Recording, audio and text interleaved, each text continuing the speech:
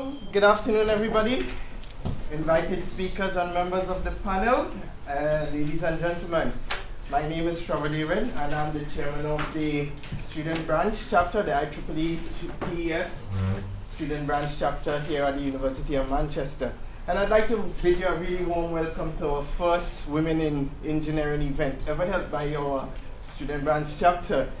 The event is jointly hosted with the IEEE Women in Engineering, the IEEE PES Women in Power, IEEE PES UKRI, and IEEE UKRI.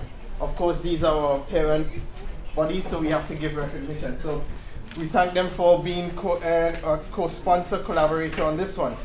Now, as you are aware, many of you are aware that the percentage or the number of women in engineering is fairly, there's an imbalance between the number of men.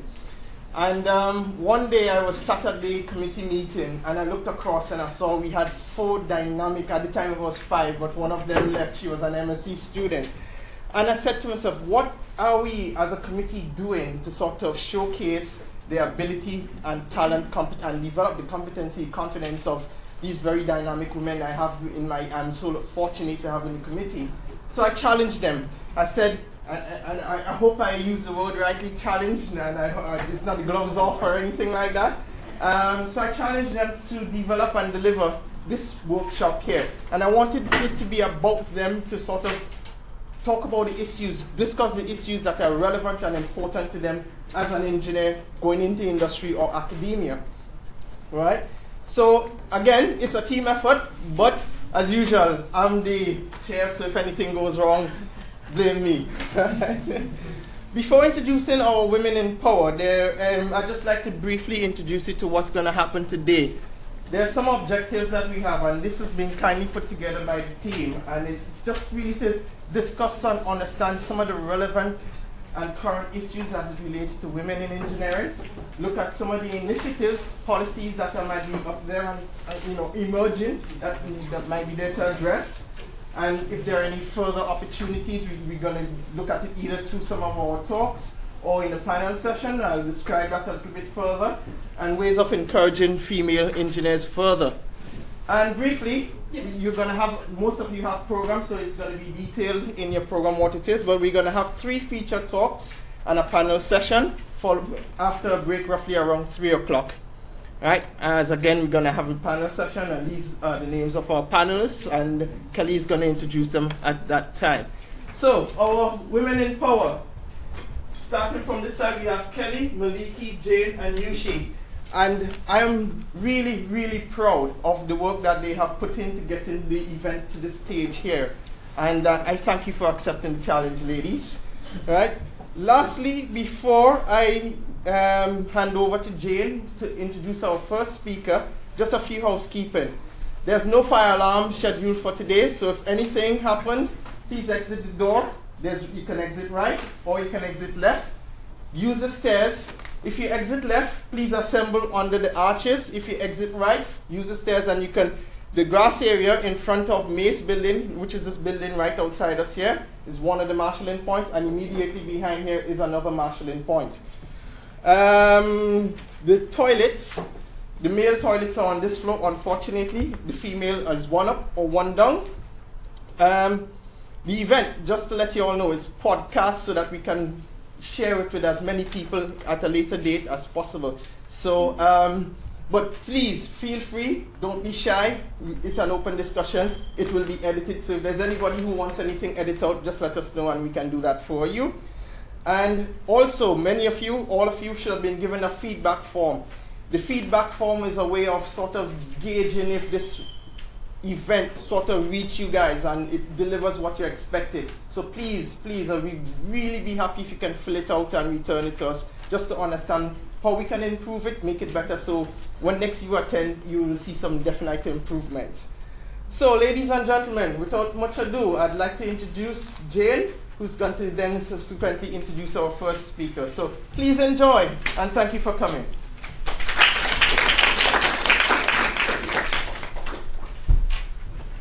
Good afternoon to you all. Our first speaker is Dr. Judith Apsley. Dr. Judith received her bachelor's degree from the University of Cambridge, UK in 1986, and her PhD from the University of Surrey in the UK in 1996. She worked at Westland Helicopter from 1982 to 1987, Era Technology from 1987 to 1995, and a small software company from 1996 to 2001. She joined the University of Manchester as a research associate and was appointed as a lecturer in 2008. Her research interests include modeling and control of electrical drive and generator systems for transport, renewable energy, and industrial applications, with a particular focus on energy efficiency. Please welcome Dr.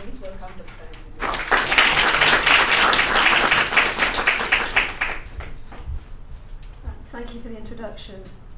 I'm going to start with a disclaimer. I'm an engineer. I'm not a social scientist. I've opted to speak about work-life balance. I have no background in this whatsoever except my own experience, so I am basically just talking from my own experience. So, thank you to Jane. I started off at Western Helicopters, so now Leonardo. This is more related to my current research, where I'm trying to control this machine. So, since Newcastle haven't built it yet, we are having to work out its characteristics to work out how to control it.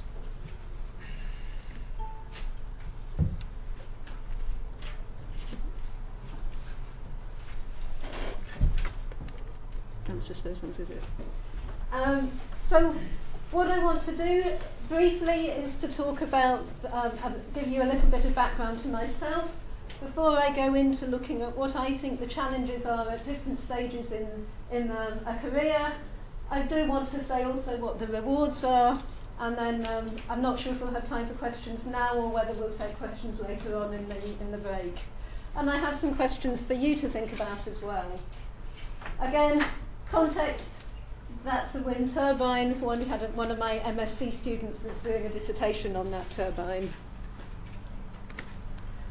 So if I look at over a number of generations, over a century, Marjorie was my grandmother.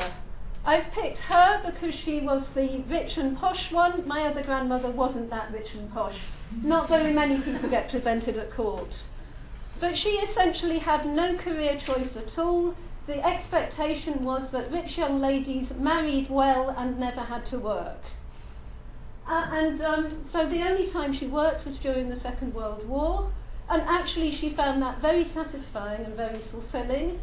And her comments to me and my brothers and sister when we were growing up was that she wished she'd had the career opportunities that we had.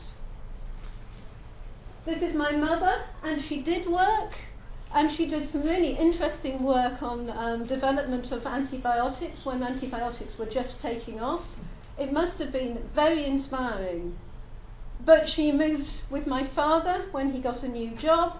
She found as a married woman she couldn't get work anymore, and she did come back to work when we grew up, but she chose to take the sort of nursery assistant school lab technician job that tied in with school hours and school holidays, so she didn't work at the level that she was capable of. She was doing some really interesting work straight after graduation. So then I fit in. I hope that what I bring today is both an experience of industry and an experience of academia, because I worked for about 17 years in industry. I started off doing an apprenticeship with Westland Helicopters, now Leonardo Helicopters, a fairly large manufacturing company. I moved to a consultancy near London, ERA Technology, who are now part of Cobham Group. You may have heard of W.S. Atkins. They were our competitors. It's that sort of consultancy. And I then moved on to a small business, a family company who wrote a family software house where I was doing industrial controls. Not my family. Family businesses were quite an interesting, small family business was quite an interesting setup. The 80% FTE says I am 80% full-time equivalent. I currently work 4 days a week. For most of my career, I have worked, I've stayed in work, but I've chosen to work part-time. So my career choice has been I've worked mostly about 3 days a week. My daughters will be different. My daughters, I would think, match much more closely to the age of most of the people in the room here. So one of them's a postgrad, one of them's an undergrad at the moment. They are not going to have the same career choices as me, nor are you. Some of this is good. You actually have better, more options in terms of career. Some of it is not good. I could afford to go part-time because houses cost less and I didn't have to pay for university. If I look at young people now, people starting families now, they both work and they feel they both have to. So one of the things to take from what I'm saying now is I'm not a model. You can take some things from what I'm saying, but it's constantly changing. So I want to talk now not about me, but one of my colleagues who moved at the start of this year. She went to take a job at another university as a new lecturer. She'd been a PDRA here. She took a new job, so she was moving house. Her husband didn't sequence the change in jobs, so he still had a job at his old place. So she was offered the job when she was pregnant, which is fantastic. There was a time when that wouldn't have happened.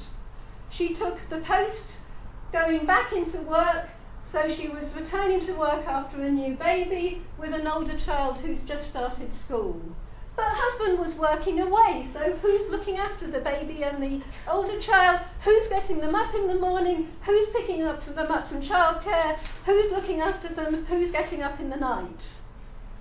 She's then starting to deliver new lecture courses, and believe me, it takes about 10 times as long to develop a new course as it does to deliver one you're teaching at the moment.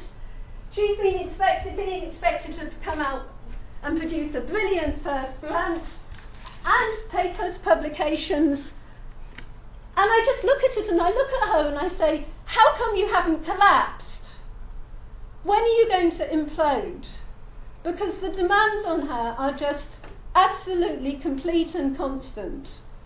And that, at that stage, is your most challenging part of your career, women. It could be your most challenging part of your career, men, too. In my case, my twin brother is the main care deliverer for his daughter. He's a lab manager. His wife is the senior professor. So there are, it does work both ways round. Compared with that, where I am is not so bad. My daughters are a delight. They're no longer at home. It's a joy to go to things like their graduation. I'm at the stage where I'm dealing with family illness. I'm dealing with elderly parents, and those are the big pulls of when am I going to get that phone call that says I have to go down to Birmingham because my mum and dad are worried about something. But fortunately, I have brothers and sisters, so I have people to share that load with. But I'm then making sure that I'm seeing my PhD students and meeting their needs. I'm delivering my teaching, I'm applying for grants. And the one that I always let drop, if you're looking at me, is I never allow enough time for publications. That's always something with no deadline, so I'll look at it tomorrow. So this is the balance that you're trying to get between your work and your everyday life. And actually the University of Manchester cares about it.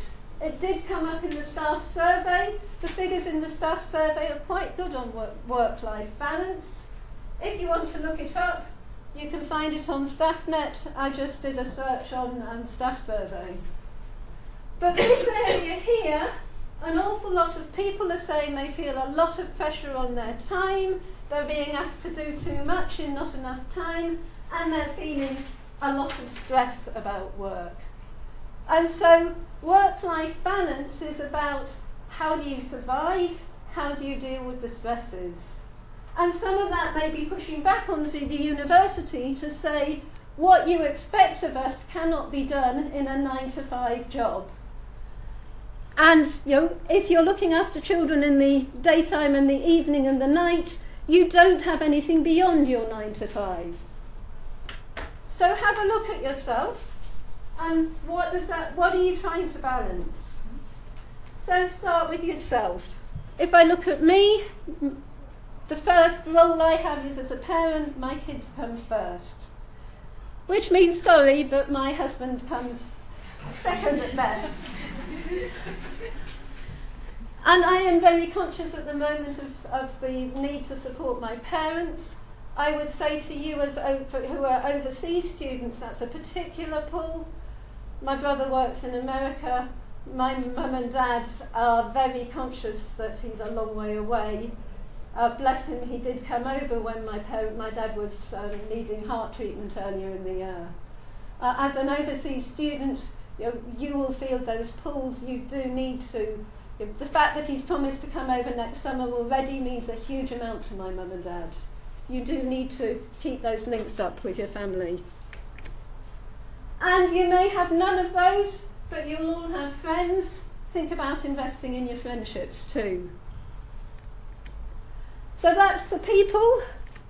This is the university bit. And the university is odd because it asks you to start off doing PhD research where you are very focused on a narrow subject that you want to do your own individual contribution to. Once you have done that, they then ask you to communicate that and to sell your research and to bring in new money, which means you've got to take on a sales role. They then ask you to be a teacher and to communicate and to mentor people and to look after people and relate to people. And they also expect you to be an administrator. And not surprisingly, there are very few people who are good at all three of those roles. So you will find that there are tensions over those roles. And the common one is that most people really want to do research and aren't very interested in doing some of the other bits. But that's not the whole picture. You will know for yourself what gets you out of bed, what you want to do in your holidays. For me, it's going out walking on the hills. I imagine there are people who are very into their music and their art and their drama and other things. So factor that in. That's part of you and your identity and your life. And you may also have you may also be factoring in your faith, your culture, your background. I'm a Christian. I found that working at Western Helicopters made me uncomfortable because I was swearing the work I did, which 95% of helicopters are platforms to put weapons on, with my faith, and I wasn't comfortable with that. So, having looked at what your pulls are, having looked at that big picture, how does that play out at different levels? I don't want to say very much about the undergrad level because I don't feel very in tune with that. As a supervisor, yes, I see a range of problems that in my academic hat I would say get in the way of your studies. A lot of them are to do with people doing part-time jobs, and I understand the money pressures are huge. Yes, relationships, accommodation and being pulled by the wrong people or finding that the people in your accommodation keep you up all night, health, and yes, definitely dealing with exam pressures. I would say have a look around here. Who's an undergrad here? Okay. Have a look around. Who's a postgrad here? Have I got any PDRAs and postdoctoral researchers? So this is your peer support group. These are the people who can tell you, listen to you, listen to the problems, tell you how they got on. These are the people who can support you. Don't be worried about asking for help also from your tutor, from the Students' Union, from the Welfare Support Officer. Sam has been absolutely fantastic. But also, I do want to make just one comment. I do second year projects. I do see discrimination in some of my second year project groups. I have found that I very rarely have to intervene in those second year project groups, because most of the time the rest of the team intervenes for me, and they are doing things like saying, "What rock have you just crawled out from under? You don't say things like that. Grow up." And that peer support coming from those people is much more effective than anything that I can do. And I've had people come to me fuming that have not been the person the abuse has been directed at, but have been the people who are other members of the group. So please, draw on that peer support yourself. Remember, you are part of that peer support system, and that you can support other people. And that message coming from you is more effective than me saying, that's not really on. The other comment I would say in terms of undergrads is that women coming in, you already have an advantage because you have made a positive choice for engineering, and that comes across. And you have usually already done courses, work experience, things like that. So next time you go for a job or work experience, that's already on your CV. That helps you get the next stage. And this is a virtuous circle where the more you get, the easier it is to get more. So that feeds through into things like your job applications and interviews and scholarships. And you stand out. People will remember you. Where they have interviewed 6 people and only one of them is a woman, when they come to review those interviews, they already remember and know who you are. You are not just a faceless person anymore, and that helps you. Guys, sorry, I'm afraid you've got to find a way of reasserting the balance in that to get your benefits across. But I really want to talk about early career, maternity, later career. Early career, the big 2 issues I see are job security and long-distance relationships. Job security in the university stinks. Postdoctoral research contracts are short-term. If you're lucky, it's a 3-year contract. If you're not, you're looking for a job after 18 months.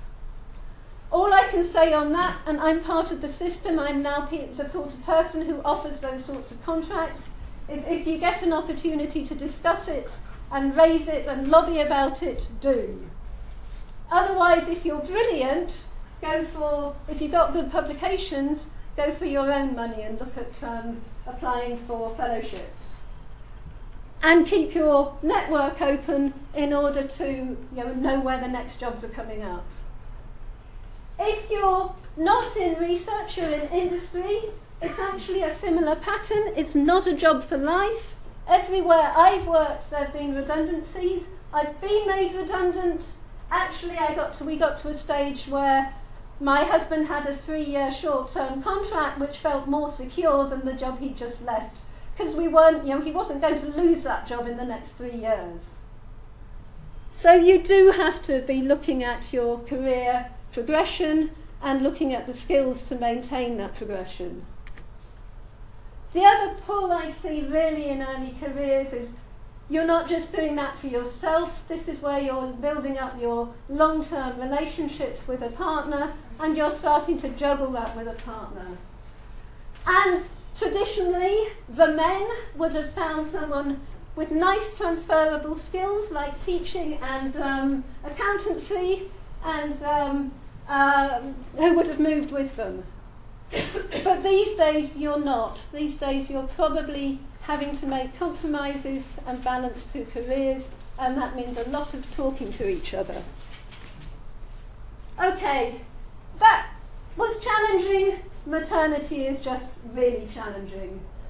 I can't say that there's a right time to have a child. There are some wrong times. And if you think you're going to have a child at 40, I had miscarriages at 30, and I was told I was old for starting a family. You may be lucky at 40, but please don't build up heartbreak by assuming you will have your family at 40. I like the shared leave. What I really like, I have friends who do this. He took 6 months off after she'd taken 6 months off. They're both in finance. One of them takes the child to nursery, the other one picks up. The hit on their career is absolutely equal. You have to do no accounting. If this was the pattern across society, you would have to do no accounting for career breaks. I think that's brilliant. So you're not having to do this sort of juggling where the load is all on, I mean, her husband's brilliant, but just at the moment, the load is on one person. Children are even more challenging than taking the time off for having a baby. I've put a lot of truisms up there. Everyone will say, they're only young once. They grow up really quickly. Make sure you spend the time with them. And I'm going to say exactly the same. They are only young once. You can't get that time back. If you don't lose it all in a whirl of trying to get your career going. Do build up your support network of anybody and everybody who will help you out. And you are back to, it's going to be a lot of talking between you and your partner to cover everything. And you are going to take hits on your career because things like conferences and working away are really difficult to factor in with all of the childcare. And esteem roles, the things you do in your spare time to improve your profile, like reviewing papers and organising conferences, probably weren't my priority at that stage of life. They really weren't. It does get easier as you get older, as your children get older really, but parents can take over. And if you're really unlucky, then you end up dealing with the young babies and the older parents at the same time, and that's a big hit. And you will find that your role changes because you can't build a helicopter on your own. It takes a team of people. If you want your research to grow and get bigger, you have to start involving other people. And that involves a lot of management skills. But actually, if you can deal with teenagers, you can deal with people at work. And remember that and convey it and communicate it as you've got advantages. So just generally, I had to learn this for myself, so I now have a PDRA where I have to remember that he has to leave at a fixed time to pick his child up from childcare. So be considerate of your colleagues, take advantage of make most of your time with your family. Do as I say, not what I do, because I wrote these slides in the evening last week at home. And remember that no one wishes they'd spent more time with their boss. It's always, I wish I'd spent more time with my family. But the rewards are there. I'm not telling you how to become a senior professor. I'm a lecturer, I'm not a senior professor. But I hope that it means that it's a way of holding on to your sanity so that you simply do not collapse and burn out. So the things that I value are, I respect myself. I get satisfaction from my research, but I also get satisfaction from my family life. My children are the most rewarding thing I've ever done, but they can be the most frustrating and annoying at the same time. I think I'd better skip because I know I'm over time. I have questions I'd like to talk to you about in the break. If you have questions for me, please again come and talk to me in the break. Thank you.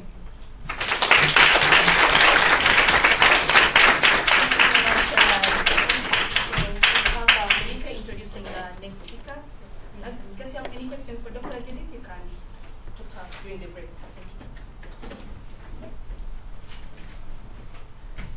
Our next speaker would be Priya Shinghal. Priya is an MMIC design engineer at Aralis Technologies since June 2017. She has also worked as an MMIC design engineer at Gallium Arsenide Enabling Technology Center for 4 years. She completed her bachelor in maths and physics and master degree in physics in Rohilkhand University in India, and also holds her PhD degree from the School of Triple E from the University of Manchester, where she has also worked as a PDRA for 1 year. So let's leave Priya for her talk. Thank you. Thank you, Nelson. Good afternoon, everyone. Thank you so much for inviting me for this talk. I think I would like to use the same disclaimer as Dr. Apsley about whatever I'm going to present are completely my personal own experiences. So it depends entirely on you whether to apply them, follow them, or not listen to them at all. Well, I'll keep it brief. I'll talk about my own journey, my path, and I will tell you about a bit of my own experiences and the decisions I have made in my life to be where I am right now. Specifically, I want to talk about the scholarship that I came on to do my PhD in University of Manchester, because it's for women only and for women from developing countries. So sorry, men, it's not for you. So I'll start by talking about my journey. Well, there are lots of nice pictures here of the buildings where I have worked or studied. So that's my college back in India, where I did my bachelor's and master's in 2004 and 6.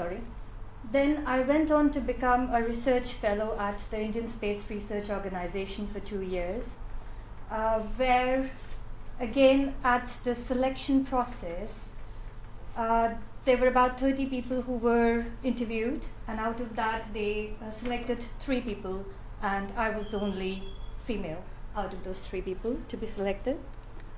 Then I went on to work as an MMIC design engineer again in India, in a company called Gallium Arsenide Enabling Technology Center. This is a Ministry of Defense lab in India, which mainly works for the space and military applications.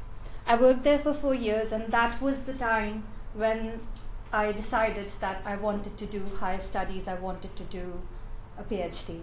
So I started working in parallel with my job, and I came to this beautiful Sackville Street building to start my PhD, which I completed last year in 2016, and worked as a PDRA for 1 year in the School of Triple E in Microwave and Communication Systems group.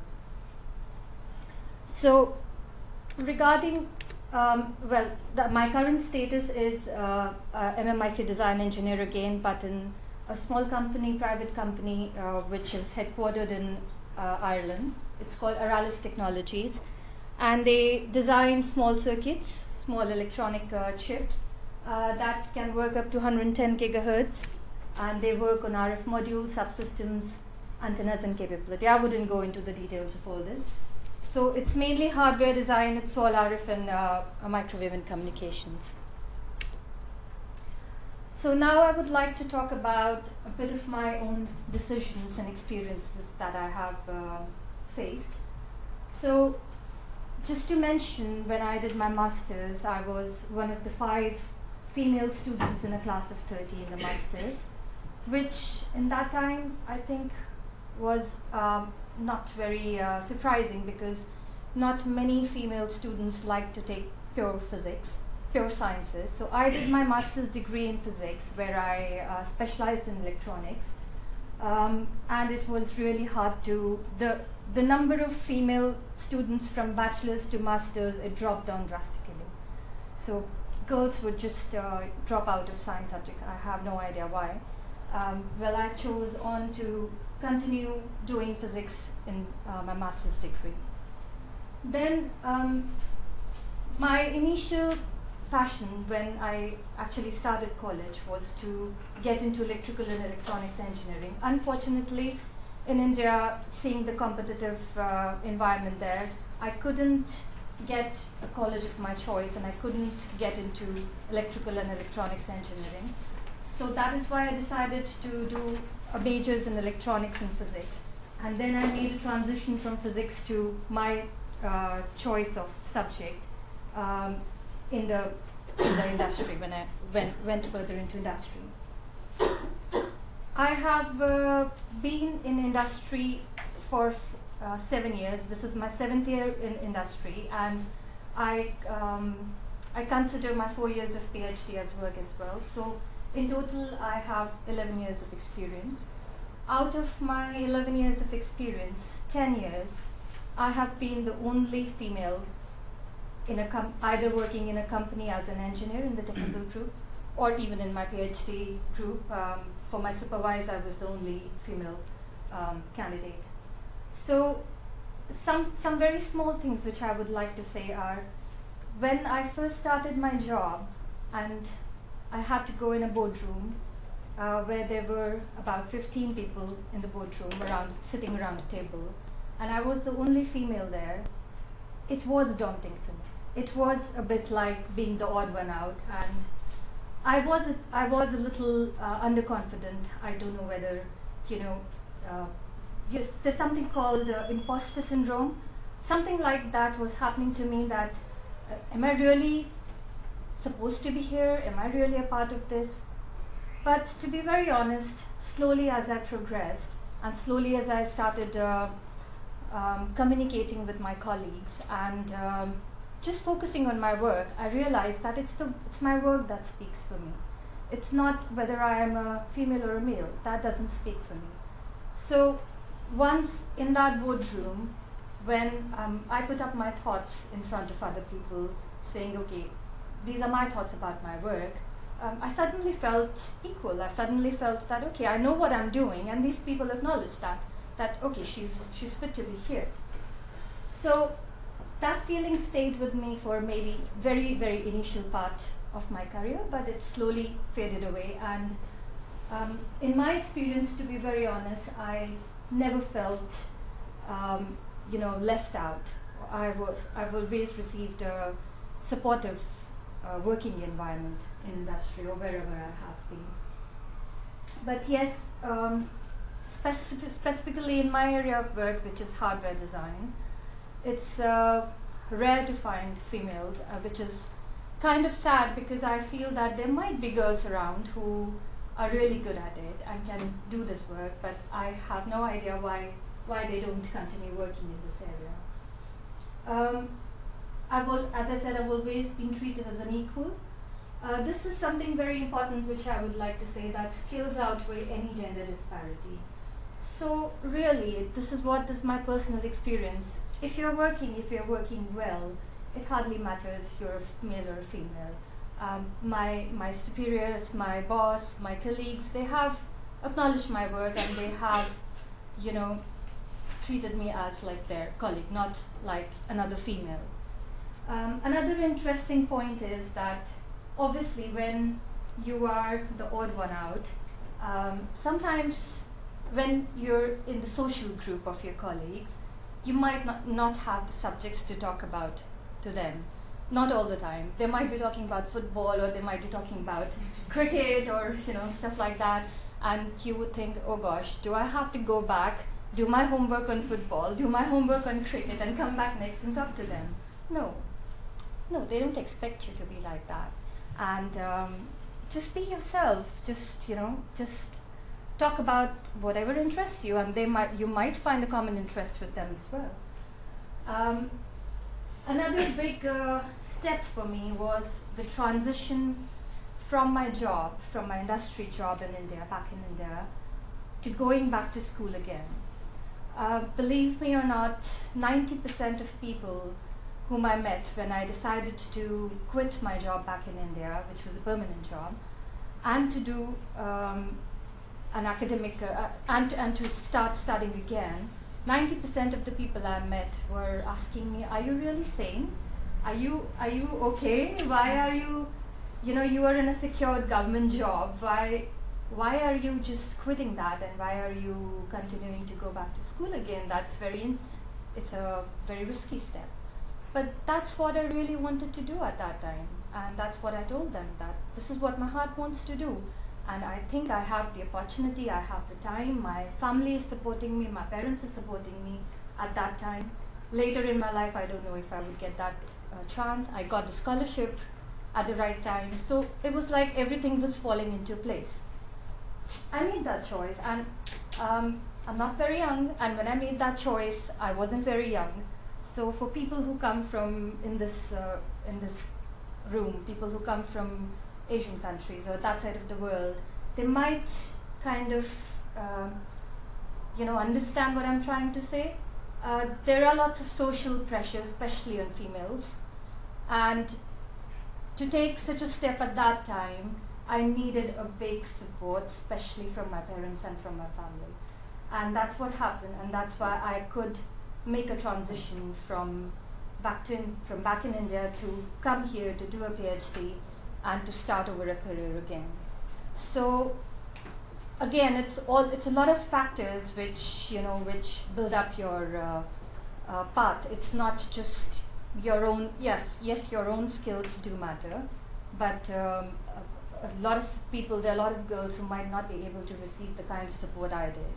So I've been lucky in that ways. So there are certain questions which I would be posing to you. Well, is it necessary to have a PhD to work in industry? How many of you think it's yes? Is it necessary?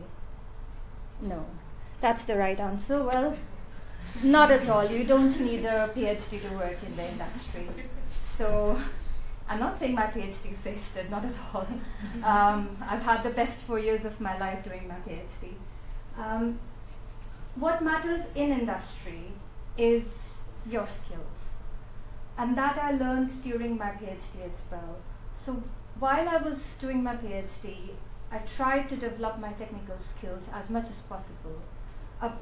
My PhD had 50% of research and 50% of experimental work. So I had to sometimes spend day and night in the lab just trying to develop my skills. So I would like to tell all the girls or everybody out here that it's your skills that would take you anywhere. So develop them. Just keep on improving your skills to whatever level you can. In industry, I have met people who are absolutely brilliant in their work, but they might just have a bachelor's degree or a master's degree. So it doesn't really matter what degree you have, it's the skills that matter. So there's another question that where is the step from engineering to management? That's entirely your choice. Firstly, do you really want to take that step? If you are a technical person, you think you're good at doing technical work, continue doing that. But if you think, yes, in order to go up the ladder in your career, you need to do a management role as well, then of course do that. I have seen a lot of people who do online or part-time management courses along with their technical degrees, along with their job, just in order to enhance their CV and to further take on some managerial roles. So that's like, there's no specific point. You can do it whenever you want. How to balance life and career in industry. I think Dr. Apsley's presentation was much more suited and much more applicable to this question, because I'm still single, so I really can't tell you how to balance, let's say, a family life. I do have parents, elderly parents to take care of, so that is the part of my responsibility which I have to take care of. But that might not be as of a struggle as having a child or a husband to take care of. So, so yeah, I think time management and discipline is what I would say is the key answer to here. Now, there's another question that what if I want to come back to academia after industry? Yes, of course you can come back. And I would like to think positively to this question, that once you have experience in industry, you build a lot of practical skills. Secondly, firstly, it helps you in research. Secondly, you have built lots of contacts in industry. So you can do collaborative research with the industry when you come back to academia. But then we go back to the first question again, that do I need a PhD? Now in this case, yes. So if you want to come back, I think to be an academic, you will need a PhD to do a lectureship or whatever, because that's the requirement of the role. So you'll have to do it. And you'll have to keep writing papers so that the academia knows that you are somewhere. So that was a little cartoon I found, and I don't follow it. It says I have written a research paper, but it's called a research paper light. It contains a third fewer facts, but you'll never know it. So, yeah. Being a woman, can I take heavy engineering roles? Can you? Of course. Why not? So yes, do whatever you can. So why not? What is stopping you? Like I said, in my experience, in my PhD, and even in the kind of work I've been doing in India, in the industry, a lot of work was experimental. So a lot of time I had to, I work on probe stations where you have to stand for very long times. So sometimes I had to stand for like hours continuously, just trying to look under the microscope and trying to get the measurements right and trying to do things. So that's like a physical labor. So I guess people get scared of that, that if it's too much hard work in the sense of physical labor, will I be able to do it? Why not? I have seen ladies who are doing civil engineering or doing mechanical engineering or lots of other roles which many people would think that they're better suited for men than for women. I feel it's all in your head, it's all in your mind. If your mind thinks that you can do a certain job, then obviously you can do it. For example, I met a lady who's doing civil engineering, must have completed a civil engineering now. And it was so nice to meet her because she was involved in a project for children, where 5-year-old children, where she was trying to make those 5-year-old children understand concepts of civil engineering by making building structures using chocolates and candies. So she made bridges and she made other structures for those children using candies, and she said that the children were absolutely delighted to have that session, and they kind of understood certain concepts of civil engineering. So it's not just about, when you're doing certain role, it's not just about doing that work. It's also about how much you can give to other people, or how much you can, give it to the society, as you can say. Now, is there a perfect recipe for a perfect life and work balance in industry specifically? I'm sorry, no. There is no recipe. So you have to manage it according to your own schedule, according to your own thinking. And as Dr. Apsley had said, that obviously your family, your life comes first, then comes your work. So don't kill yourself over it. That's the thing. What is most important? It's the peace of mind. So stay calm and dream on. That's what I would like to say. This is the scholarship that I was talking to you about. So I got the scholarship called Schlumberger Foundation Faculty for the Future Fellowship to do my PhD. Now the most important points about this scholarship are that firstly it's only for women, but from developing countries. You can apply for either PhD applications or postdocs outside your own country, and only in STEM subjects. So not in, for example, not in management. So if you apply to any kind of renowned university around the world, your application should be accepted. Well, it's very competitive. It's a long procedure. It took me 1 year to get this scholarship because first you have to make the application. It's a really lengthy application. They filter you through that application process. If you are selected in that process, you have to give a phone interview. If you get selected, that's the technical phone interview. If you get selected in the technical phone interview, then there is another phone interview, which is like a managerial and administrative interview. If you get selected there, then you finally get the scholarship. But believe me, it's really prestigious. I had a very good experience with this because they form communities all over the world. So in UK itself, they have a community of FFTF fellows, and every year they organize a gathering of all the fellows in Cambridge, and I was invited to that as well. It was a 4-day gathering where you meet all the other scholarship holders coming from all walks of life, and you make really good friends. So I have made some very good friends out of that, and you see so many brilliant ladies. So you get so much inspired. It provides full financial support, so living, tuition expenses, I could even save out of this money that I got. So you don't have to worry about the 4 years of your PhD. Yeah, but the process is such that you have to you have to reapply every year. So it's not an automatic application for the full 4 years. Unfortunately, now the applications for this year are closed because every year they open in September and close in November. But if any of you who's thinking of, if you're a master's, you're thinking of doing a PhD next year, please do apply. Or if you're wanting to do a postdoc in one of the universities, then please do apply. It's a really, really good scholarship. So this is all from my side, and I would leave you to any questions if you have. Thank you very much, Priya, for your talk that you delivered. Now she will introduce our third speaker. I'd like to invite you to the start of our panel session.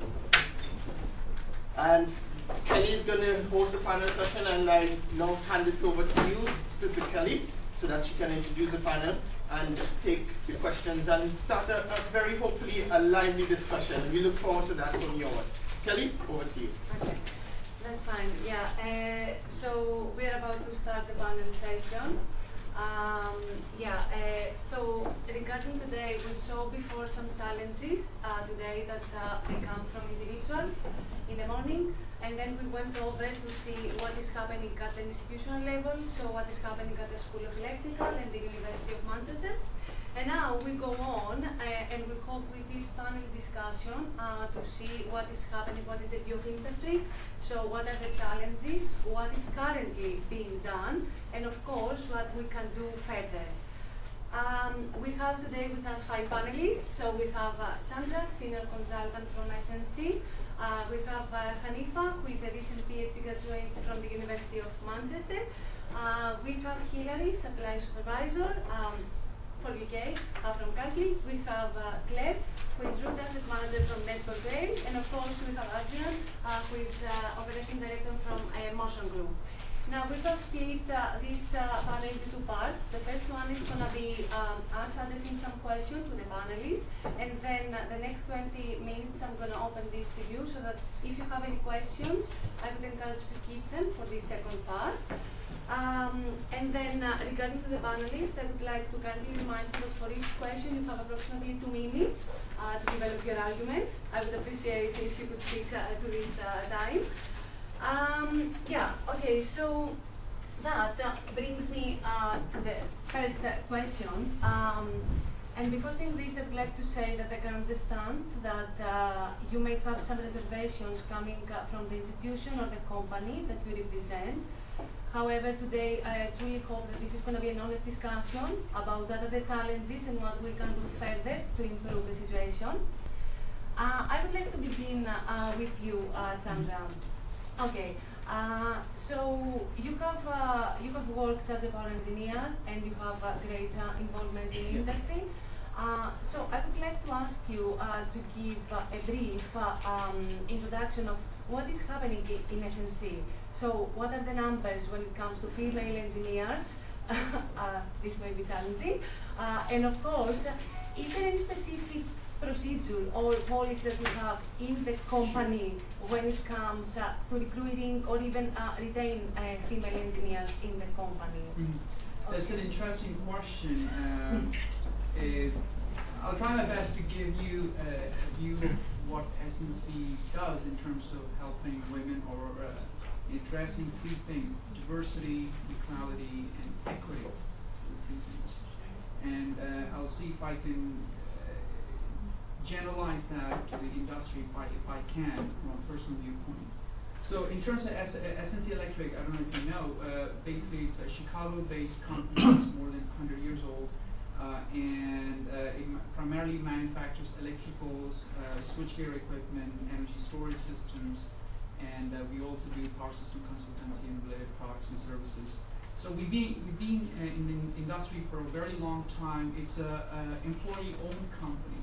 So it works almost like a family business, but every employee has shares within the company. So it's a very collaborative, inclusive environment for all of us to work in the company. So it's in terms of its workforce, it's got about anywhere between 2,300 to 2,500 employees globally. But in terms of the share of women engineers within the company, it's still disproportionate, and over the years this has been recognized. And in 2004, there has been a set of champions within the company, both men and women, who were able to recognize this and put forward a women's professional group within the company. And they were able to bring about several policies and initiatives that actually received support from management and were very effective. And the policies that they were able to influence and they were able to develop were not just specific to women alone. They also addressed across all genders. And some of the things I just wanted to quickly go through what I mean by these policies. For example, since 2004, since the setup of this group, they were able to introduce holidays for new parents, whether it's men or women, to be able to bond and spend more time with a newborn child, and also share responsibilities within genders across both genders as well. The company was able to put in support systems, not just for newborn babies, but also in terms of adopting babies as well, and also helping with the fees that may be involved in financially helping those parents. So it's not about parents who have children, but also who want to adopt children, and also it put forward a financial support system in helping parents related to fertility issues. I don't know a lot of companies which do that, but they've actually proactively thought about it. This is not specific to women or a specific gender alone. Even men are increasingly being affected with low fertility, increasingly that's becoming a concern. So these are some of the things, the policies that this particular women's professional group were able to impact and make it in terms of the policies are address diversity, equality, and equity. There were also other initiatives, for example, these may be specific to gender, for example, having a mom's room or a parents' room where where parents are able to nurse the children or take care of the children in need in specific places within the company. But again, this is specific to company SNC specific initiatives, which in the workplaces, in locations around the world they operate is far ahead. It's in terms of what other companies do.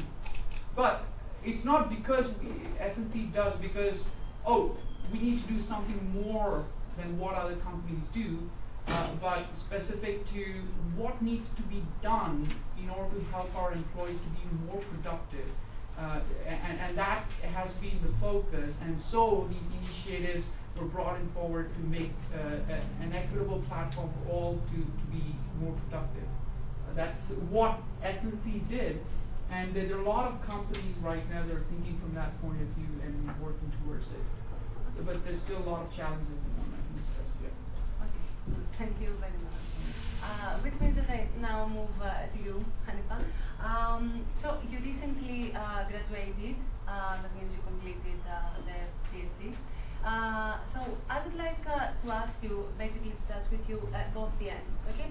So firstly, I would like to ask you what brought you into the engineering at the first place, audience would be very interesting to know if you see yourself staying in the engineering now that you finished your PhD. So what brought you into this at the first place? Into the Antican inspiration talk, a family tradition, or anything that brought you?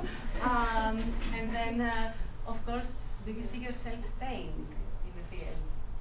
First of all, the way I ended up in engineering, like I think most Ugandans, it wasn't really, I wasn't inspired by any woman or any man per se. It was really about the courses I was good at. I was good at maths and physics, and I enjoyed them more than anything else. And at the university, I had a choice of either doing mechanical engineering, civil engineering, or electrical engineering. And I ended up choosing electrical engineering. At the time, it was like, it had the highest points, so I was like, this is the one that has the smartest people, so I'll go for that one. They had nothing to do with inspiration from anyone. It was about the courses I liked and the options I had. Because we didn't have enough in terms of career guidance and people to look at. And then at that particular point, I think I'd never really met or interfaced with any female engineer, to be honest with you. It was really just about that. So I got in there, and again, I had two choices. I had a choice to do either power, to specialize in power courses, or telecommunications. And I think I chose telecommunications because I thought I could do an office job as opposed to go out and climb electricity poles. And again, it was not, it wasn't, it was a bit also because I didn't really enjoy the whole voltage current equation. So I decided to, I think I prefer this stuff. It's like a bit of programming, and I can do it in a very nice office, 9 to 5 and go home, that's it. So my choices were really guided by that, but also most important because I enjoyed the core courses, which was really maths and physics. And I don't really regret my decision, although I feel if I had had maybe more options, I may have chosen something else, but it would have been engineering. I'm sure about that. And then whether I plan to stay in engineering, yes. Right, I haven't yet graduated, I should say. I did my Viva last week and I passed. So I still have a month to do my corrections, but essentially I did the hardest bit, that's done. So I'm waiting for the corrections from the university, do those, and hopefully by end of January I'll have submitted my final thesis. So I plan to stay in engineering. The issue is about now is dealing with other problems. Before I was like, oh, when I finish my Viva, it's like my problem is solved. Now the Viva is done, and it seems like the PhD is in the bag, and I'm thinking, oh, I need to find a job. And there's all these jobs out there, there's all these descriptions, and it's also sort of suddenly understanding that I have a PhD, but to industry, I'm kind of like, I'm considered graduate level or entry level, because whereas I've specialized in this small area of PhD, everyone back home is very impressed right now, they're all calling me doctor now. However, the reality is when you're going into the field, you don't really have, you have expertise in a very small area, so you cannot really sell yourself as an expert. So unless you're lucky, if you do that, for instance, a postdoc, yes, you're an expert. But for everything else, it's like you're starting at the entry level. So it's kind of right now I'm starting to process all these things and where next? Do I stick to academia? Do I go in industry? I'm quite open-minded. So essentially, I'll stay in the field, but I cannot tell you that I'm going to do X, Y, or Z. Okay. Yeah. Perfectly acceptable. Yeah. Okay. So Hilary, you currently work as a supply supervisor, but in the past you have worked as area superintendent, and which someone could argue that is quite a heavy male-dominated environment. Okay. So what was, firstly, your experience about working at such a male-dominated environment? And then your transition towards supply chains management, was it any related or forced by a more working balanced environment? So what was your experience, and then how this decision was forced? So my experience coming into the industry, and the plant that I work at is really a food processing plant. It's very, very physical, hands-on job, and it was, as you say, heavily male-dominated. You spoke earlier about the imposter syndrome, and I couldn't tell you if it was because I was female, or because I was 22, or because I was fresh graduate and went straight there. And it really was that completely overwhelming. I'd never been in a place like it before. And I felt out of place when you feel about this big compared to all these big guys who know what they're doing and they're lifting things. James is laughing, you know, exactly what it's like. Covered in flour, covered in starch, all sorts of things. And I was laughing before about when you were stuck under your car with the spanner. I've had my full body weight hanging on something, and it must come soon. And it made me want to prove myself. It made me think, I'm here. I got this job. I earned this job off my merits, and I can do it as well as anyone else can. And maybe you have to put in a little bit more effort or find a different way to do things. So instead of hanging on a spanner, I need a bigger spanner so I have more leverage. Fine, you need a different way to do things.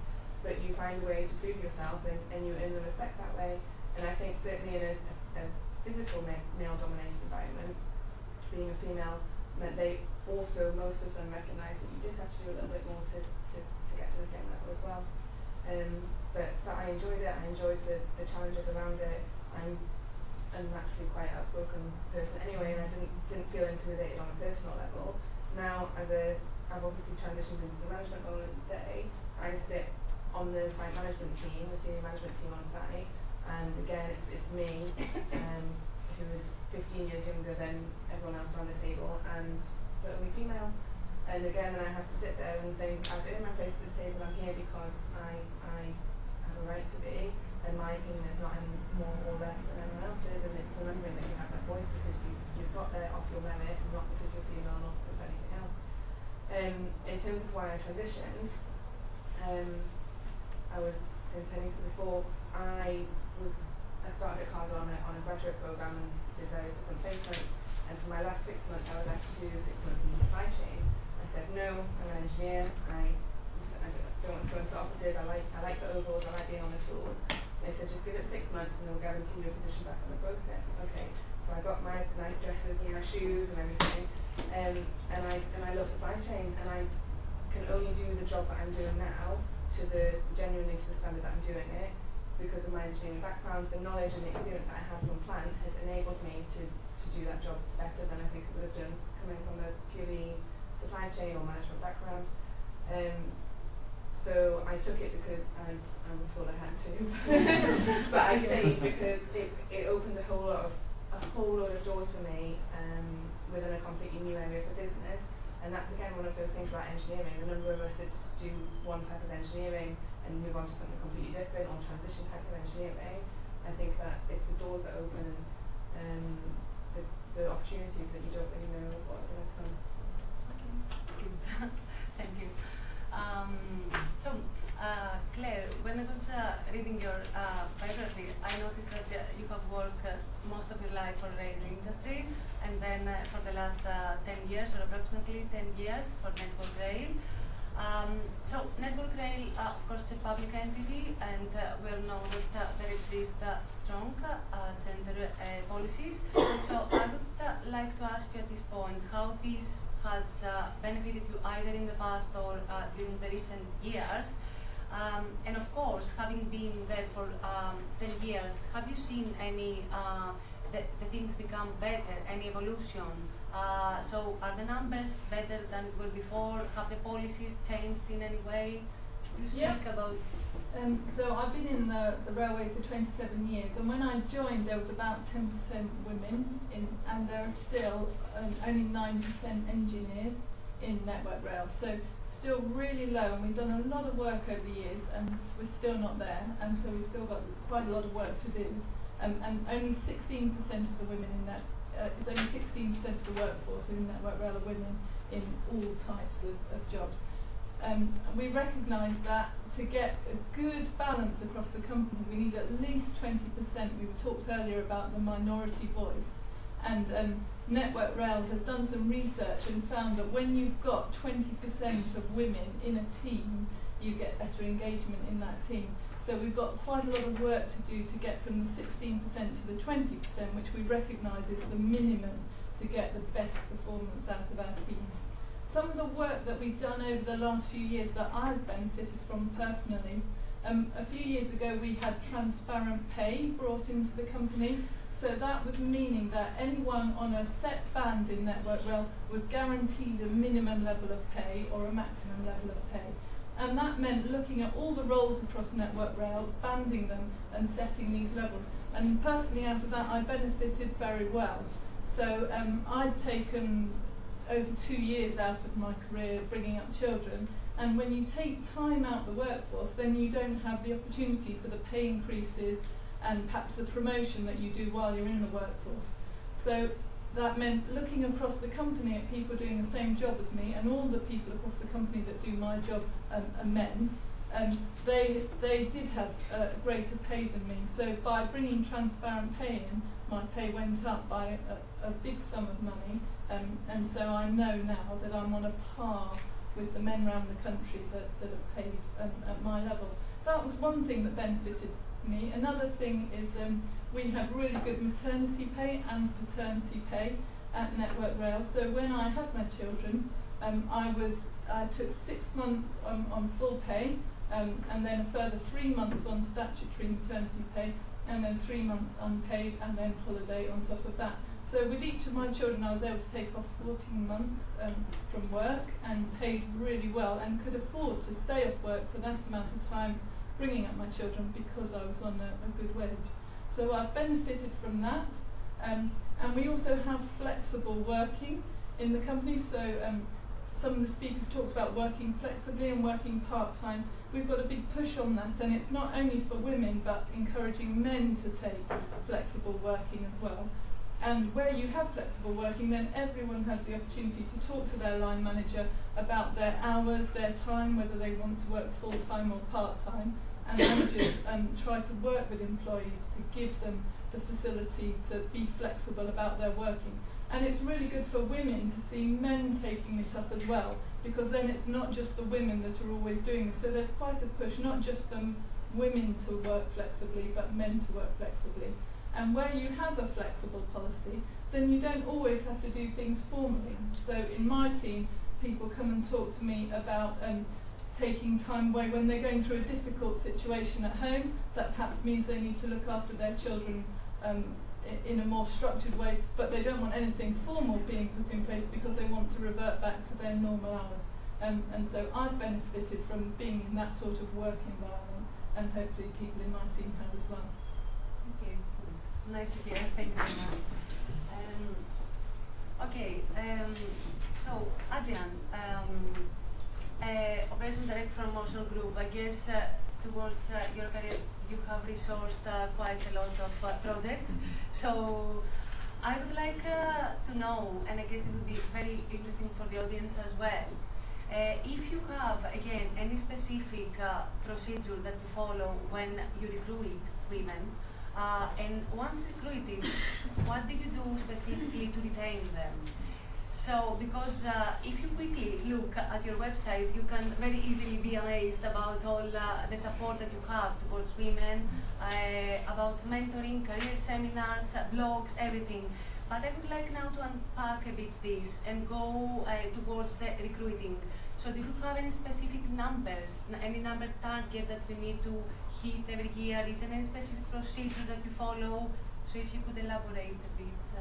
Okay, I think from our perspective, yeah, we're the third biggest global recruiter of engineering skills. So I think, yeah, you can tell from our sort of website and the work that we do, we're extremely passionate about getting our clients the best talent, whether that be male or female. I think it's been great over recent years that it's really come towards the top of the agenda about recruiting more female engineers. It's great to see such an array in the room as well.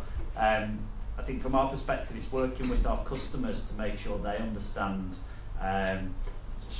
even starting right back at advertising for roles, the language that's used, sometimes the words that are used are more biased towards males than females. So I think starting at that stage, during selection, making sure there's an appropriate panel and a diverse panel of people for selection. We've provided our customers with unconscious bias training, so again, just trying to help them. Again, everyone's wired in a certain way and recruits generally from what they know, but actually it's just taking some of those stereotypes back and changing that. So we advise on interviewing more around technical skills and competencies rather than an old style interview of having a coffee and a chat. So I think from our perspective, getting those bits in the process are key. I think once people are recruited, in terms of retaining them, I think a few people have talked today about lack of access to a mentor, for example. So making sure when people join organisations that there is a mentor in place, so that they've got access to talk to someone. Look at, we've done a series around changing perceptions, and just look at some role models that people can aspire to be in terms of how can they become this next person. So again, giving them access to information and people around that is critical in terms of retaining them. Thank you. Okay, so that brings me to a point that I would like to do a question to all of you. Of course, we all know that gender gap is a fact. I can definitely understand, and I guess people agree, that there are things that are currently being done. But I would like to ask all of you, so what is your personal opinion of what is missing? So what we can do further to effectively reduce gender gap? So not just take an action, but effectively reducing. Because if things, of course, were perfectly balanced, numbers would speak, but numbers do not speak currently. So what do you think is something critical that we can do? It may be something that we already do, and you may want to highlight this. So, yes, I begin with you, Sandra. Okay. Yes. So, as I said before, if you look at all the companies' websites or in terms of their policies, they're really good at doing two things. One is diversity, to ensure that if you take a sample population in communities where they live, are they able to represent that diverse set of population within their employee diversity? And they are successful, or most companies are successful. And they've also put adequate policies in place in terms of address equality as well, that everyone is treated equal. Okay, but there's one aspect which really hasn't been addressed effectively, is equity. Because of different genders have different needs. In order to be equitable, in order to perform the same set of tasks, you want to ensure that the platform is fair for everyone. And there's one thing that, as an industry, whether it's power systems industry or engineering industry in general, we have to work more on that particular aspect. Just clarify, does gender gap in terms of pay or just the number of women? No, Everything. Yeah. One issue that stands out to me in particular is that I was reading an article about, and I think you've heard about the FIRA in BBC, where the male presenters are being paid more than the female presenters. But one of the things, I don't know what the answer is, but I feel like, why is it that women feel like we need to ask for less? How come we cannot price ourselves higher? Because this becomes an issue. You go in an interview, they like your skills, and they say, what do you want? So I don't know how companies are supposed to deal with this, because the guy will say, I want 50K, and the lady says 40K. As a capitalist, the company is going to say, yay, she wants 10K less. Fine, come on. And the gentleman is saying, because they always have these ranges. They're like, okay, if it's between 65K and 45K, if the lady chooses 45K, they're under no obligation to say, hey, you could have got 20K more. They'll be happy to keep you at that, and that's fine. And then they'll keep giving you the 5% increase yearly. So I don't know if we have to deal with starting from a young age to kind of teach girls. I feel like maybe, at least in Africa, we have a problem because from the start we are taught to be, it's really bad for you as a girl in my culture to be aggressive, to go out and get things, because they're like, oh, she's like a boy, she's aggressive as a boy. And of course it's not taken as a compliment, it's supposed to be a bad thing. So of course girls end up kind of towing the line. So I just feel like we need to address some of these issues. What is it that's making women not go for the highest, to kind of settle? I don't know if it's psychology, because I don't think it's just I think it's something that we learn along the way, because how come the guys are always asking for more and the ladies are asking for less?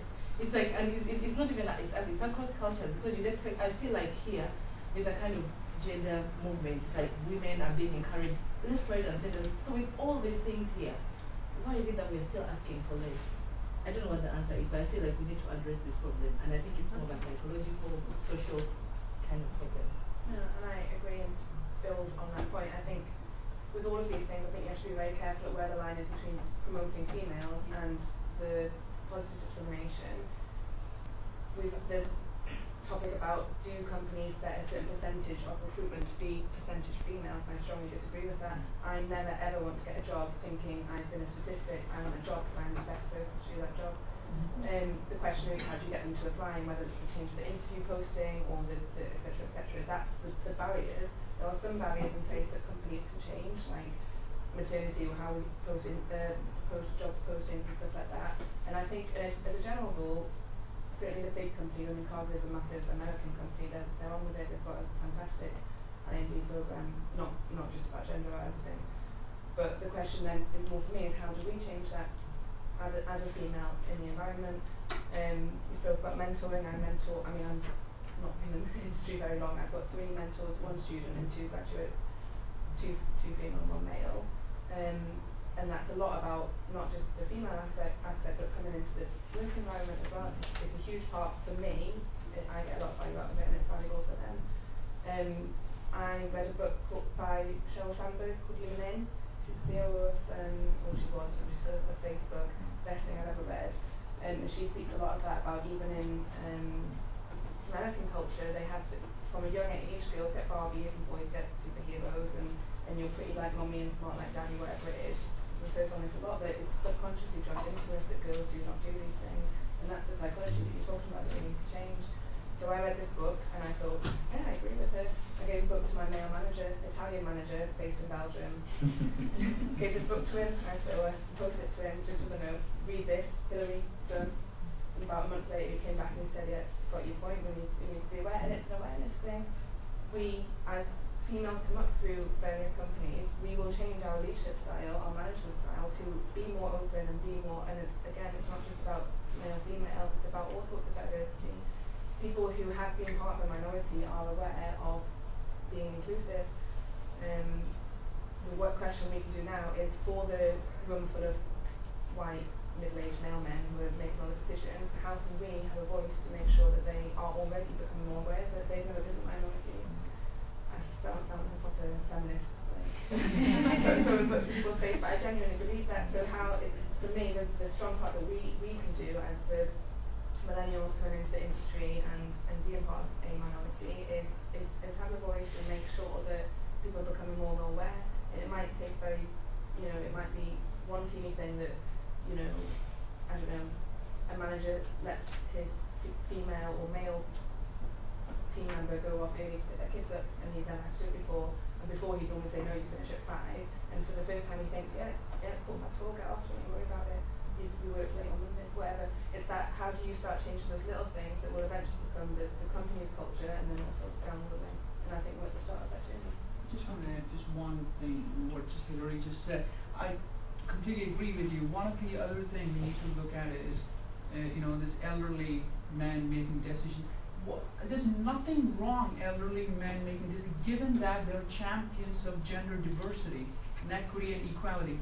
We have to promote people who are champions of gender diversity, and that's the point, that we as human beings, we have to focus on what human beings should be, and therefore we attack it from that point of view in terms of where we should be and how we ought to treat each other, members of our own community. And that's the missing point. I feel like it's not giving importance to one gender or the other gender. It's trying to make them, fair. So we're just judging or assessing based on their skills, their capacity to create change and to solve problems, to build new things. I think that's what I was trying to. Sorry, I didn't mean to. No, it's fine, and I agree with you. It's not like I've got anything against white men. The point is, if there's 10 of them around a table, if there's 10 people on the table, you don't want them all male, you don't want them all white, you don't want them all British. Exactly. It's likely that it could happen. That it'll be more. Maybe there's more and that's, male. Certainly working in Trafford Park, for me, that's what the background is. That's what that industry was built on. We're now part of a European subsection of an American company, so there's more and more diversity coming in.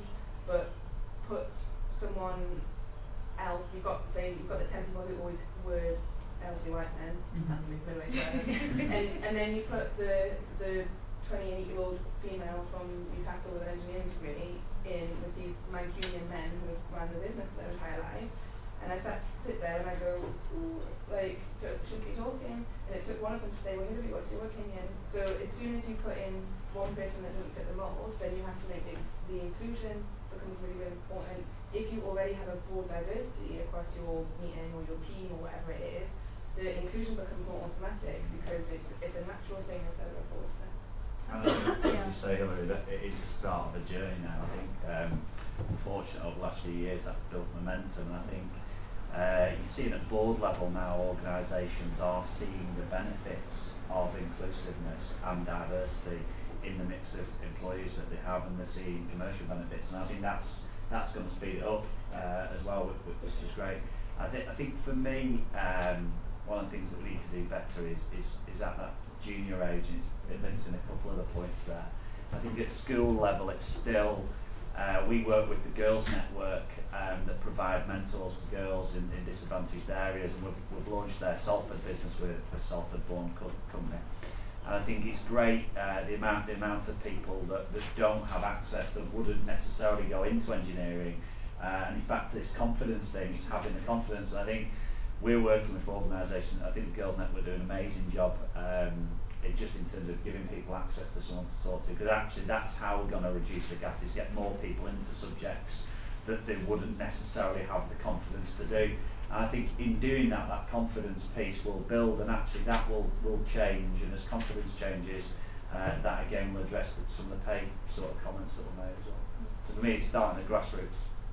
I think that's right. So the first thing is to engage the children at a young age, and we're already not getting that right in the STEM subjects, and it's up to, I guess, people like us and people like you to go out there, be STEM ambassadors, engage with the children, because a lot of them don't have the support from their parents to be thinking about these non-traditional roles. And then when you've got the sort of engaged people right, you've got a basis of people to attract from into companies and academia, and it's attracting the right people, using the right language, using non-specific sort of gender language to attract them, the recruiting them and getting the interview panels balanced without unconscious bias, looking at the right skills and competencies outside of their own comfort zone. And once you've recruited the people, then you've got to retain the women, and that's when we sometimes lose women through maternity, through sort of dissatisfaction, and you retain them by having senior women in the company, mentoring them, supporting them, engaging them and helping them. And you need to support the women to progress up the company. So it's at all levels, from the children right up to the board level, sort of encouraging women, helping them, supporting them and enabling them to progress. Kelly, can I just fly in on that bit? Because I think nationally, at undergrad level, only 17% on sort of engineering, physics, or at least AAA, only 17% of women. And I said that Birmingham and Edinburgh were gold Athena Swan holders. But interesting, they have a much higher proportion of women undergraduates doing the physics. They've got doing engineering. Sorry, they've got like 24-25%. So we started to look at why, and interestingly, they don't demand physics and maths to go onto their engineering courses. Only one of them. And as a primary school teacher, I found that by the age of 9, a lot of girls had thought, not doing science, forget it. So, you know, like you were saying, we need to intervene very early on and make them see that it's fun and they can do it. But maybe we then need to rethink about our criteria for entry at university undergrad level, not to dumb down, but to think, well, if they've got a chemistry A-level or chemistry GCSE, then that, you know, some people argue that's more difficult than physics, and you know, some people would argue, so therefore that demonstrates they've got the skill set, they should be able to do engineering, as long as they've got the maths as well. Let's not preclude them because of a choice they made earlier on. So we need to get more actually doing the undergrad courses to then be able to employ them, as Adrian was saying. It's interesting that when Birmingham and Edinburgh dropped the physics requirement, their numbers have rocketed for women. And then they've ensured that at their first year undergrad level, the modules bring them all to parity. Yeah. As long as they've got maths, we can deal with it. Thank you, Teresa. Yeah, so now I can open this to you. If you have any questions, I know that we ran a bit late, but I think we can afford taking some of them. So any questions from you. Yes. Yes, go first. Jen. Okay, my question is directed to Adrienne, Okay. as a person who's worked in recruitment. Do you think when jobs are advertised at the end, when they put a line that women are encouraged to apply, do you get more applications with a higher percentage of women, or it doesn't make any difference? Yeah, it doesn't actually make any difference, interestingly enough. It's quite strange, yeah. I think more of a desire for organisations, probably wrongly to tick some of the boxes around percentages, but actually it doesn't have the desired effect in reality. I think HR call it an employee value proposition, but having the correct employee value proposition, which is made up of all the stuff that we just talked about today, in an advert, it's more compelling to get you know, a diverse, inclusive response rather than a strapline on the bottom. Good. And That's a then, good question. Yes. Well, I have a question in continuation to that to address to you, Jen.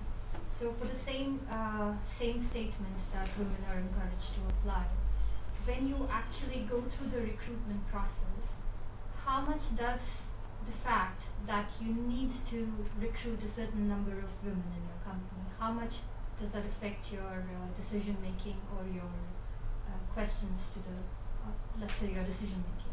Yeah, we work on behalf of companies, so we'd have this with, you know, each company.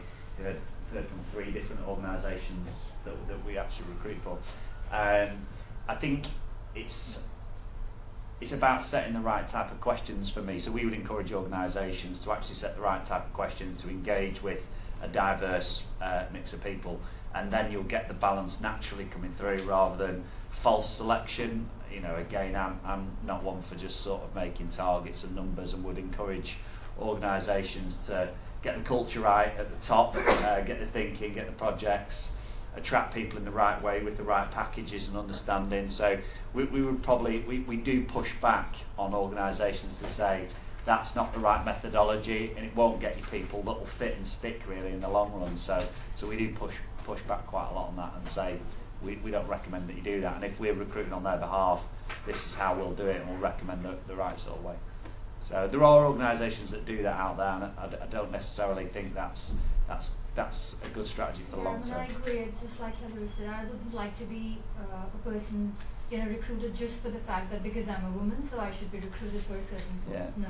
I think it for doesn't. My skills. Yeah, for your skills, and I think actually it doesn't necessarily exist outside the board level for me. I think there's a lot of targets on women on the board, and I think actually that's probably falsely increased, especially the number of non-execs. If you look at all the different board makeups, and I don't think that really has an impact, but I think at a technical level, I think you're assessed on skills and technical capabilities, which is the right thing to do.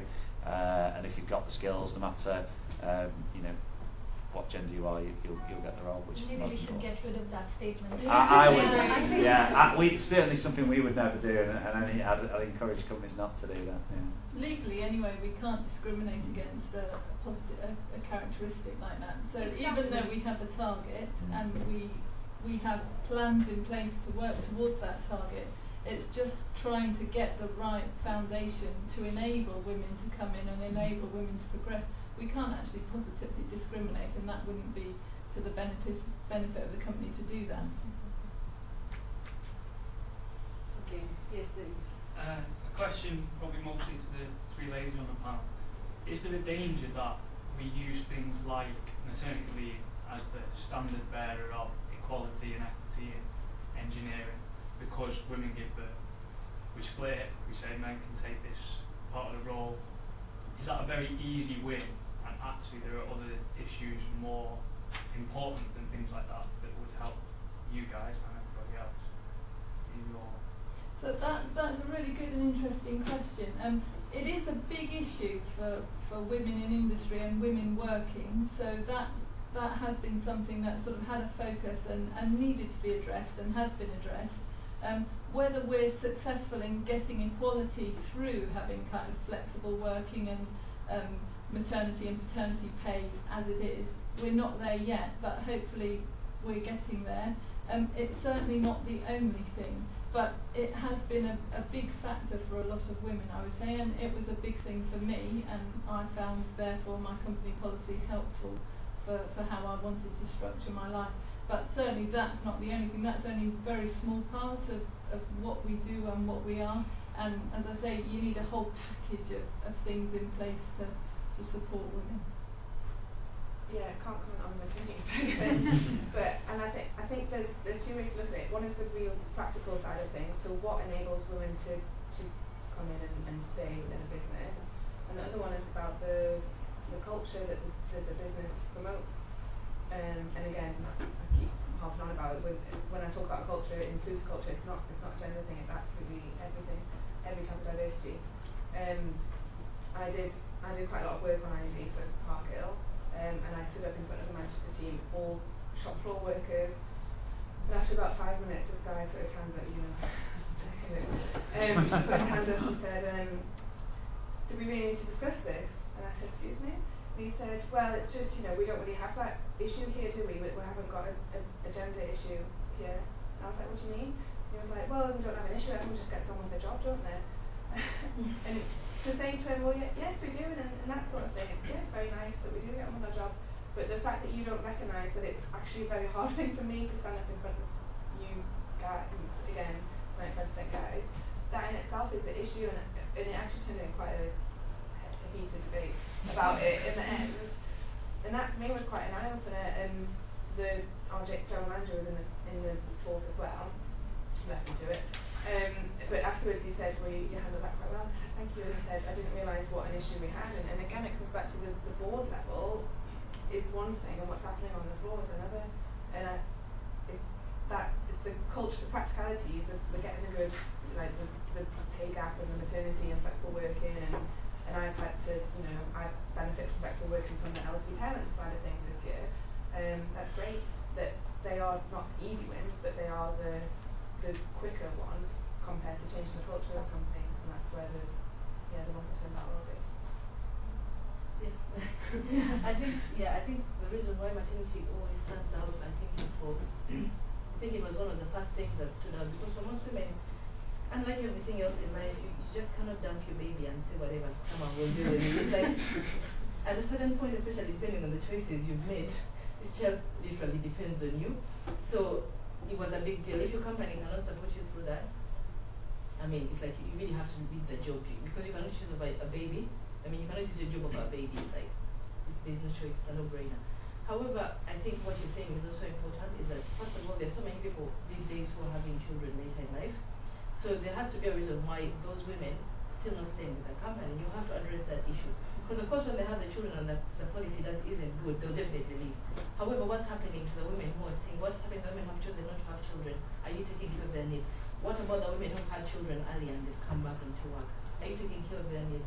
Because there's all these issues surrounding that. I was reading about, especially in computer science, they have loads of problems. One of the issues is taking a year off when you're doing, say, programming. Apparently by the time you come back, it's like everything has completely changed. What still, if you have 2 children, because some women take this strategy, they have 2 children in a row and they're like, okay, I'll take 3 years off and then I'll go back. And it's like by the time you come back, everything, it's gone. So how do you get these women to have confidence enough to come back? Because many women actually dropping out at that level. They did 5 years, then they got out for 3 years, 4 years, and by the time they come back, they just can't cope.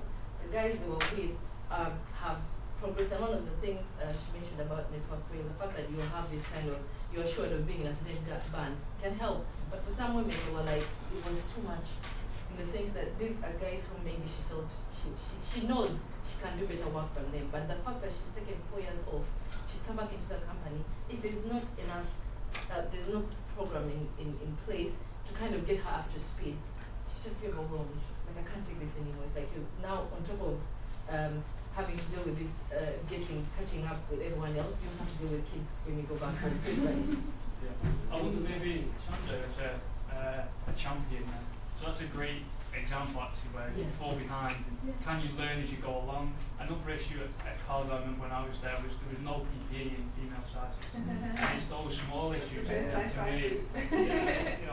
Those issues to me are more of a barrier than I've got to take 1 year off because had a child. And it's like the really practical example. One of our colleagues, she's just had a baby, so she's posted engineer, she's an area superintendent. So last year she went on maternity leave, and I said so one day, and I was like, okay, Kirsty, you bought new jeans, and she went, yeah, well, I had to buy maternity ones. And I was like, oh, did you? Like, they didn't provide you any overalls, and she went, well, no, because they're like high waist, they couldn't do it. And I went up to a manager and I said, Kirsty spent 60 quid on new maternity jeans for work. And he went, oh, right, okay. I said, well, can you pay back, please? Because we should be able to provide work clothes for her. And again, it's just never hadn't even occurred. We provide female-specific PPE based on that. And again, it's just it's amazing me how many organisations don't. Yeah, but it's just and it's again, it's not done from a like not caring or anything. It just hadn't even occurred to her manager that she would need new trousers because she's got a baby bump now. So yes. Sorry, I just wanted to add some. Basically, there's some useful information you've said. You all said, and I wanted to add just on top of the language at work is very, very important. I've heard things that probably if my employer knows, and I'm talking about not about SNC, but I worked for a lot of companies in the past. You have to challenge when you hear something that is not right. We don't challenge because, oh, I'm a woman and so I have to challenge. No, we are human beings and therefore we challenge in order to set standards for ourselves. And also, it's very unfortunate, it's just biology and I can't help it, it's very unfortunate men can't give birth. The day, it's very unfortunate. I say it's unfortunate. We don't know what women enjoy the process or the suffer. I don't understand fully. I want to if I can. Okay? No, but this is important. I have no choice in how the gender I was born with. Okay, evolution plays a dice and I'm here. Okay, so we need to understand and educate our fellow beings that this is not their choice. It's just what it is. And that's why we need to address equity, so ensure that they are fair and we're only competing against skills or our productivity in terms of what we can do. So it's important, it's a responsibility of all of us to challenge bad ideas, not because we are men or women or gay, transsexual, it's because these are bad ideas and they have to be challenged. It doesn't mean there's no law in physics, chemistry, or engineering that says that engineers should be happy. Okay, and we have to face tough questions and tough situations and to improve for our all colleagues and all our humanity in general. Sorry. So okay, we have a question. Yes. Sorry, it's not a question. I just wanted to pick up. Thank you for your question. In terms of the maternity leave, yes, it's got an awful lot better. But I think that companies think she's had a full year off, that's done, we've accounted for the baby, she's going to be coming back and she's on a par. I am saying that actually the really difficult time is the next few years where you're doing all of that juggling, where you simply can't do what the university has in terms of esteem, the reviewing papers and sitting on standards committees and going to conferences and that are meant to just sort of fit into your spare time, which is your family time. And I want to ask questions about how you deal with promotions and equality and take that into account. Whether it's the man who's doing that care or the woman who's doing that care, it still has a hit on your career. I think one aspect of that is what I think has been mentioned before, is this core working time, and that's something that maybe we need to look at here. Is meetings, I mean, I'm often in at 8 o'clock for a meeting or at 6 o'clock for a meeting in the evening, because now my children are, like I said, what at uni, they're big, I can leave them. The difficult part for me wasn't when I had the baby, it was when once they went to school, that was a really tricky point. They needed picking up at 3, that's really the middle of the afternoon for work. And so one thing that you can look at is say, well, core meetings or all meetings must be between 10:30 and 3:30.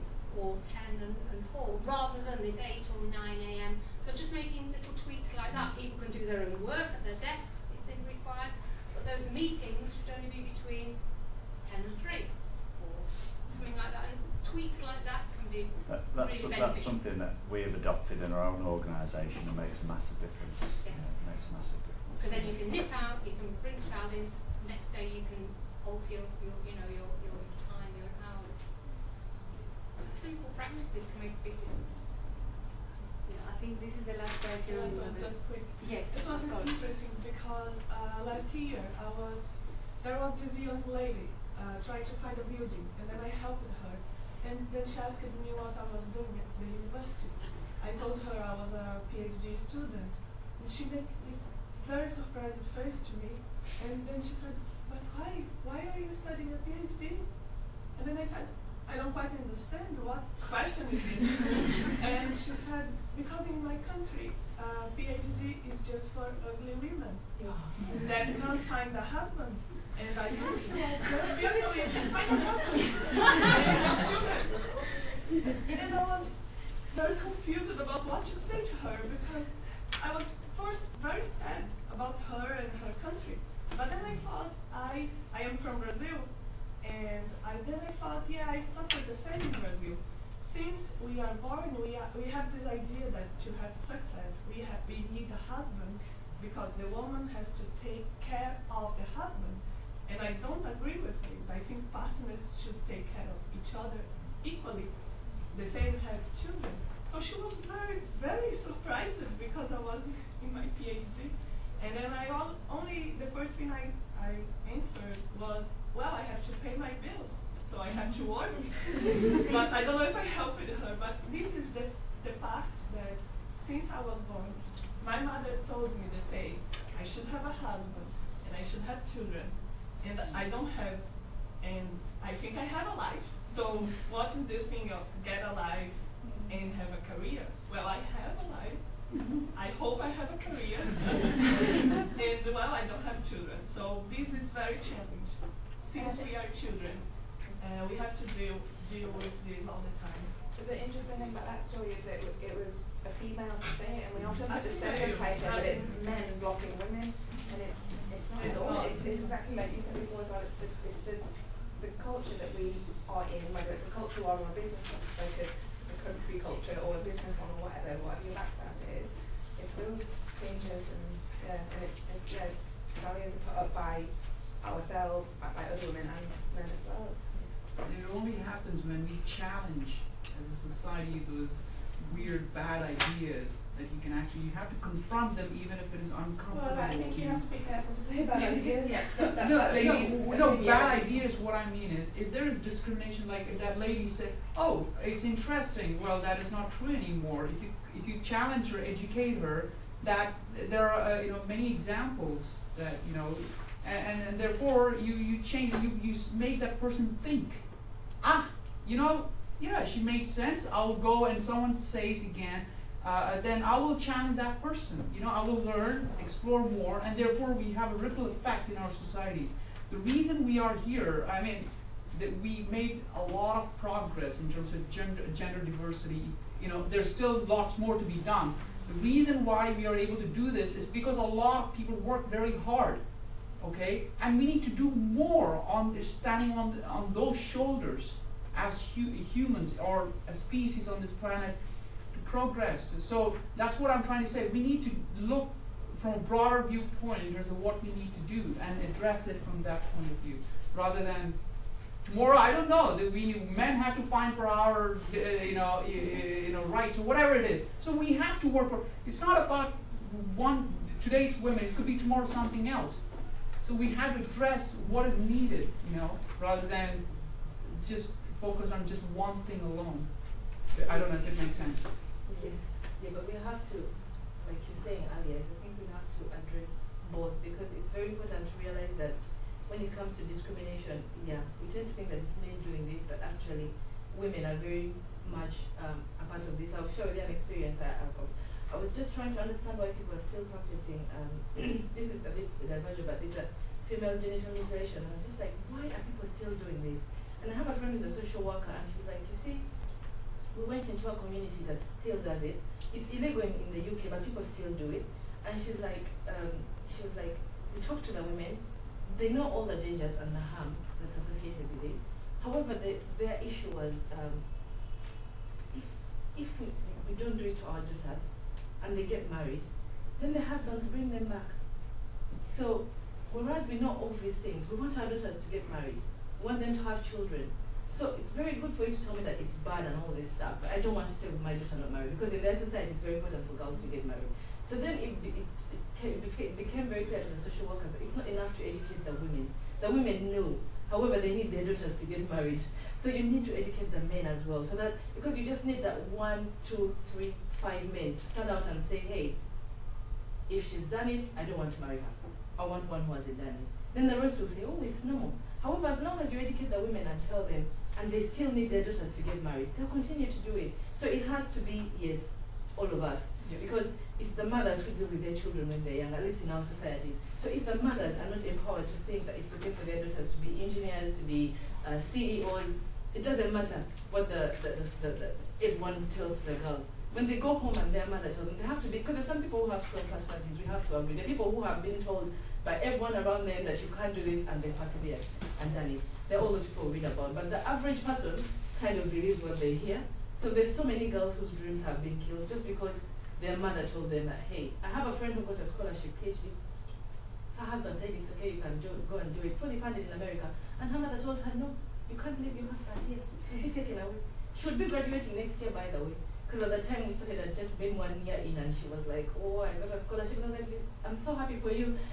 Fantastic, she got a scholarship, TA. And her husband said, oh, you could go with the kids, and I'll be coming and seeing you. I cannot leave my job, he's a medical doctor. And her mother said, no, you can't. It's very responsible of you to even think. So we have a lady who is very smart. I've dealt with her. She's very smart, she's very capable. But her mother killed the dream, so it's like, she had to let go of the funding. So it's like, we have to deal with the women as well. Nice. So, yeah, I think I need to say that the panel has been closed now. So I think this was a very, very interesting discussion, and I hope that you have a lot of takeaways to take with you. I believe that, yes, it is very important to have education at various levels. So my personal opinion was that I was recently at a discussion, and it was mixed and quite balanced when it comes to men and female. And I heard, so do women deserve it, or are they given priority? So I think we need to be very, very careful on how we go on with further steps, because we may reach a situation that this will become a boomerang. So I think we need to be very careful with the education at different levels. We need to be very careful with the language that we use. And as you all, I guess, agreed, it's not only men or women, it is about the interaction. It is about the constant interaction for all of us. So with this, I need to say that we ran a bit late, but we have been proactive. The room has been booked until 5, so we are safe, they are not kicking us out. Yeah, apologies for being late, but I didn't want to interrupt because I believe that was a very important and useful discussion. Okay, yeah. So I would like to thank you, all of you, once again. I mean, I think it was very important. I thank you for accepting the invitation. I think that people have a lot to take with them. So I would like all of you to help me thank them.